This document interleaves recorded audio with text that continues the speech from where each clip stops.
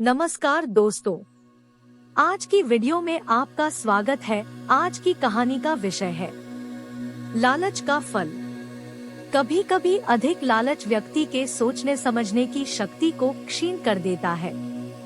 ऐसा ही कुछ हुआ उस मछुआरे की लालची पत्नी के साथ। लालच से भरी कथा सुनाते हुए भगवान बुद्ध ने अपने शिष्यों से कहा, एक समय की बात है, सागर के मध्य में एक द्वीप पर एक टूटी फूटी झोंपड़ी थी, जिसमें एक मछुआरा अपनी पत्नी के साथ रहता था।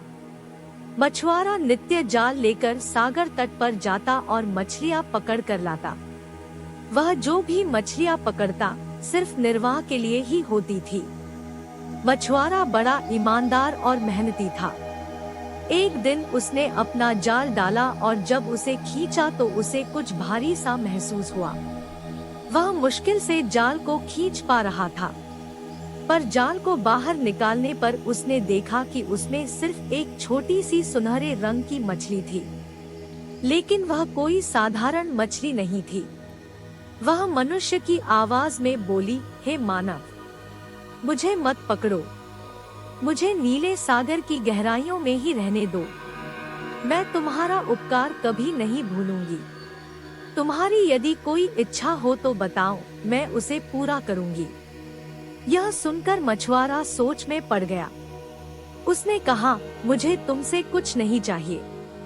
जाओ, निर्भय होकर नीले सागर में ही विचरण करो। यह कहकर उसने मछली को वापस सागर के जल में ही छोड़ दिया। जब वह घर लौटा तो उसकी पत्नी ने पूछा, आज कितनी मछलियां पकड़ी? कुछ नहीं, आज तो सिर्फ एक छोटी सी सुनहरी मछली जाल में फंसी थी, जिसे मैंने वापस सागर में ही छोड़ दिया। वह मनुष्य की आवाज में बोल रही थी, मुझे छोड़ दो, बदले में कोई इच्छा हो तो बताओ, मैं उसे पूरा करूंगी। मैंने उससे बदले में कुछ भी नहीं मांगा और उसे छोड़ दिया, मछुआरे ने कहा। यह सुनकर उसकी पत्नी क्रोधित होकर बोली, अरे मूर्ख, भाग्य खुलने का एक अच्छा अवसर आया था, तुमने उसे व्यर्थ ही जाने दिया। कम खाने के लिए रोटी तो मांग ही ली होती उससे। सारा दिन सुबह से रात तक वह उसे बुरा भला कहती रही। आखिर मजबूर होकर मछुआरा सागर तट पर सुनहरी मछली से रोटी मांगने के लिए गया।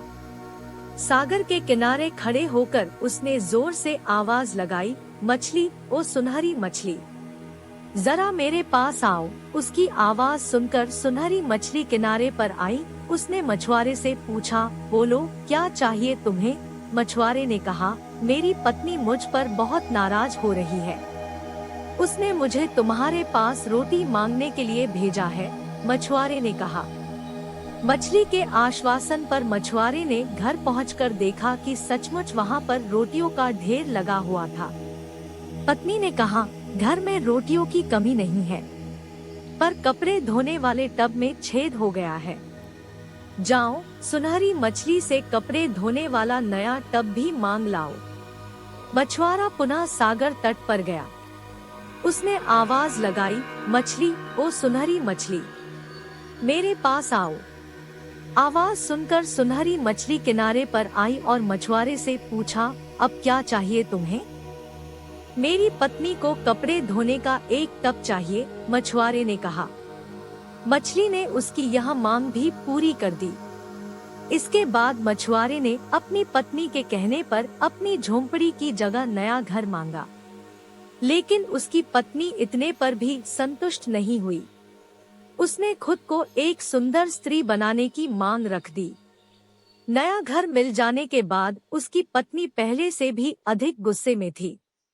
उसने मछुआरे से कहा, अरे मूर्ख, तुम्हें कोई भी अच्छी बात क्यों नहीं सूझी? तुमने नया घर मांगकर सोच लिया कि बस इतना ही काफी है। तुम उस सुनहरी मछली के पास जाओ और उससे कहो, मैं एक सुंदर स्त्री बनना चाहती हूँ। मछुआरा अपनी पत्नी के कोप से डरता था, इसलिए वह फिर से समुद्र के किनारे पहुँचा और मछली को बुलाकर अपनी मांग बताई। मछुआरे की मांग पर मछली ने कहा, जाओ, दुखी मत हो, जैसी तुम्हारी पत्नी की इच्छा है वैसा ही होगा। मछुआरा घर पहुंचा तो उसने देखा इस बार उसके पुराने घर के स्थान पर एक 3 मंजिला भव्य मकान था, जिसमें कई नौकर चाकर काम में लगे थे और उसकी पत्नी एक ऊंची कुर्सी पर सज-धज कर विराजमान थी। उसने अपनी पत्नी से कहा, कैसी हो मेरी सुंदर पत्नी? पत्नी यह सुनकर गुस्से में आग बबूला होकर चीख पड़ी, अरे बेशर्म! मेरी जैसी सुंदर स्त्री को अपनी पत्नी कहने की तुम्हारी हिम्मत कैसे हुई? नौकरों, इधर आओ, इस व्यक्ति को पकड़कर 40 चाबुक लगाओ, जिससे इसके होश ठिकाने आ जाए। आदेश पाकर नौकर दौड़ते हुए आए और उसकी गर्दन पकड़कर खींचते हुए अस्तबल में ले गए। वहां उसे चाबुक से इतना मारा कि वह बड़ी मुश्किल से खड़ा हो सका। इसके बाद उसकी पत्नी ने कहा, अब से तुम इस घर के नौकर हो। यह कहकर उसने एक झाड़ू थमाकर पूरे घर की सफाई का कार्य सौंप दिया। बेचारे मछुआरे का जीवन नर्क हो गया। मछुआरा सारा दिन सफाई में ही लगा रहता। गलती होने पर उसकी पीठ पर चाबुक लगाए जाते। वह सोचता, कैसी स्त्री है यह? अच्छे दिन आने पर अब मुझे अपना पति भी नहीं समझती। कुछ दिन बाद उसने पुनः मछुआरे को बुलाया और कहा, जाओ, उस सुनहरी मछली को फिर से कहो कि मैं अब रानी बनना चाहती हूँ। मछुआरे की मांग पर सुनहरी मछली ने उसकी पत्नी को रानी बना दिया। मछुआरा अब घर वापस आया तो उसने देखा कि उसके पहले वाले घर के स्थान पर सोने का भव्य महल था। सैनिक महल के चारों तरफ निगरानी कर रहे थे। उसकी पत्नी रानी की तरह रत्नजड़ित पोशाक में महल से बाहर मनोरम दृश्य को निहार रही थी।